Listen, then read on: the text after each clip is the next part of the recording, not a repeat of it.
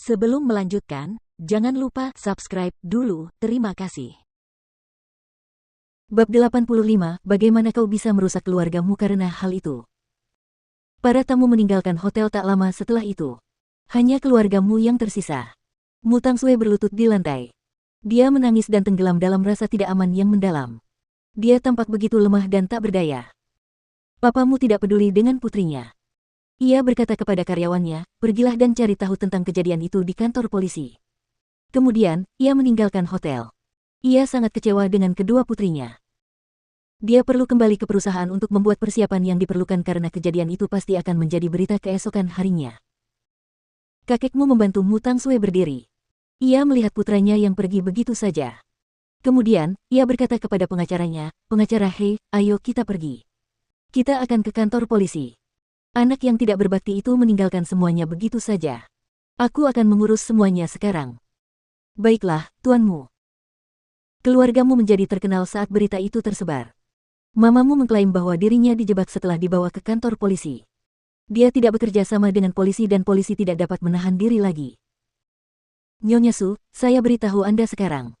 Kementerian Pendidikan telah membuat keputusan. Jika Anda tidak bekerja sama dengan kami terkait kasus penyuapan, Anda akan menerima hukuman berat jika terbukti bersalah. 3 juta dolar. Totalnya ada 2 juta dolar. Tahukah Anda bahwa jika uang tunai yang terlibat dalam kasus suap melebihi 10.000 dolar, itu sekarang dianggap sebagai kejahatan serius? Tahukah Anda berapa tahun Anda harus mendekam di penjara? Mengapa Anda masih ingin menyangkal fakta itu? Korban sudah memberikan bukti penting bagi kita. Yang bisa Anda lakukan sekarang adalah meminta hukuman yang lebih ringan. Bagaimana Anda masih bisa menyangkal fakta dan menolak mengakui kejahatan itu? Mamamu ketakutan setengah mati. Dia meminta telepon, tidak, saya ingin menyewa pengacara. Terserah padamu. Tapi, kami punya bukti yang diperlukan sekarang. Bahkan jika kau menyewa pengacara sekarang, kau tidak akan pernah bisa lolos. Tak lama kemudian, Mu Qi tiba di kantor polisi. Ia memberikan bukti-bukti yang sangat rinci kepada polisi dan juga kesaksiannya sendiri. Kakekmu juga sampai di kantor polisi bersama Mu Tangsue. Begitulah pemandangan ketika polisi melihat kedua saudara perempuan itu di depan mereka. Segala macam hal aneh terjadi di dunia ini. Beberapa saudara kembar suka bersama kemanapun mereka pergi sementara beberapa saudara kembar memilih untuk menyakiti satu sama lain. Namun, mereka tidak pernah melihat saudara kembar yang saling menyakiti sampai sejauh itu. Tentu saja, Mu Qi mendapat banyak simpati dari polisi karena dia adalah korban dalam kasus tersebut. Namun, mereka tetap menjalankan tugasnya dengan jujur.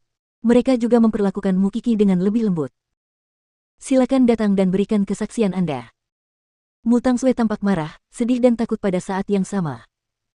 Pengacara Hei, pergilah dan temani Mu Tangsue. Hibur dia untukku juga. Kakekmu bersikap tidak adil di sini. Polisi tidak dapat menahan diri untuk menepuk bahu Mu Qi. Gadis kecil, kami pasti akan memberikan keadilan kepadamu. Kasusnya sudah jelas sekarang. Tunggu saja hasilnya. Mu Qi menganggukkan kepalanya. Dia harus menyelesaikannya meskipun dia juga sedih. Kemudian, dia meninggalkan ruang interogasi setelah selesai. Dia bertemu dengan kakekmu saat kembali ke lobi. Kakekmu bertanya kepada polisi tentang mamamu. Tuan, saya minta maaf untuk memberitahu Anda bahwa Nyonya Su tidak akan bisa pulang untuk sementara waktu.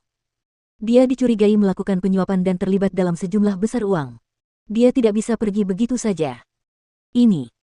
Semua buktinya sudah ada sekarang. Sebaiknya kau pulang sekarang. Sudah malam. Jaga dirimu. Kakekmu mengerutkan kening saat mendengar itu. Dia menyadari sekarang bahwa itu bukan tipu daya lagi. Mu Qi tidak menjebak Mu Tangsue. Pak polisi, cucu perempuan saya telah dianiaya. Pak, Kementerian Pendidikan tidak akan ikut campur kalau itu hanya rekayasa. Mereka bahkan meminta kami untuk menyelidikinya malam itu juga ketika mereka mengetahuinya. Kejadian ini melibatkan banyak pihak sekarang. Sebaiknya Anda pulang saja. Kakekmu tertegun. Ia tampaknya tiba-tiba tersadar. Ia melihat Mu Qi yang berdiri tidak jauh darinya. Ia memiliki perasaan campur aduk. Kemudian, Mu Tangsue menangis terseduh-seduh saat meninggalkan ruang interogasi. Pada saat itu, kakekmu berkata kepadanya, Suer, polisi serius. Sebaiknya kau katakan yang sebenarnya. Mu Tangsue ketakutan. Sekarang, dia tidak punya pilihan selain berpura-pura pingsan di depan mereka ketika kakeknya mengajukan pertanyaan itu padanya. Kakekmu meminta pengacara Hei untuk membantu dan mengangkatnya. Kirim dia ke rumah sakit. Setelah itu, dia berjalan ke arah Mu Qi dengan bantuan tongkatnya. Dia berkata kepadanya, "Mengapa kamu ingin melakukan ini? Bagaimana kamu bisa menghancurkan seluruh keluargamu karena ini? Aku percaya pada kemampuanmu untuk bertahan hidup. Kau selalu bisa bangkit lagi. Aku tidak cukup kuat untuk menghancurkannya. Selain itu, pernahkah kau memikirkanku saat kau mengatakan itu? Apakah kau berpihak padaku saat kejadian ini terjadi? Kami berdua lahir di keluarga yang sama. Tang Sui bisa mencuri hasilku. Apa haknya melakukan itu padaku?" Mukiki berbalik dan meninggalkan kantor polisi setelah mengatakan apa yang ingin dikatakannya. "Kakekmu tidak bisa menahan diri untuk tidak menghela nafas dalam-dalam. Dia percaya pada Mu Tang Sui. Dia bahkan mengabaikan semua bukti karena takut Mu Tang Sui akan merasa sedih. Namun, cucunya tidak sesederhana yang dia kira. Yang lebih menakutkan belum terjadi. Tentu ini akan menjadi pukulan telak bagi grupmu jika berita tentang insiden itu tersebar. Jadi, mereka seharusnya tidak pernah membuat Mukiki marah. Mereka seharusnya memohon ampun padanya. Namun, sekarang sudah terlambat. Apa yang terjadi malam itu adalah hasil dari latihan keras yang diberikan Seng Xiao kepada Mukiki. Dia bisa berdiri di depan semua orang dan mengutarakan pikirannya dengan berani karena dia sudah melatihnya di depan Seng Xiao sebelumnya. Mukiki tiba-tiba berjongkok ketika dia meninggalkan kantor polisi. Dia merasa tidak berdaya. Sosok Seng Xiao yang besar dan kuat muncul di seberang jalan tepat pada saat itu. Dia melewati lampu merah dan bergegas ke arahnya. Dia mengangkatnya ke dalam pelukannya. Mukiki memeluk leher Seng Xiao dan menangis terseduh-seduh di tengah hiruk-pikuk lalu lintas. "Xiao Xiao, aku benar-benar patah hati." Seng Xiao menggendongnya ke dalam mobil dan memeluk kepalanya.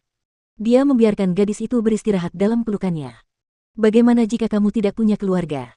Apakah aku tidak lebih baik dari ayah atau ibumu? Apakah kamu melihat bagaimana Mu Tang Sui menyangkal fakta itu? Beraninya dia mencoba melarikan diri dari kejahatan itu. Kamu telah melakukan pekerjaan yang hebat hari ini." Seng Xiao mengecup kepala Mukiki. Kemudian, dia membawanya kembali ke villa kecil. "Gadis kecil, keinginanmu telah terpenuhi sekarang. Mu Tang Sui tidak akan pernah bisa belajar di Universitas Sengting selama sisa hidupnya. Apalagi besok akan menjadi hari terburuk bagi mereka." Mukiki memiliki perasaan campur aduk saat itu. Itu karena dia baru saja menghancurkan keluarganya. Mereka memaksanya untuk melakukan hal itu. Tunggu saja. Tunggu mereka datang dan memohon ampunanmu.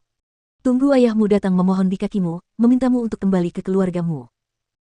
Itulah satu-satunya cara papamu bisa meredakan kemarahan publik. Mukiki akan menunggu hari itu tiba.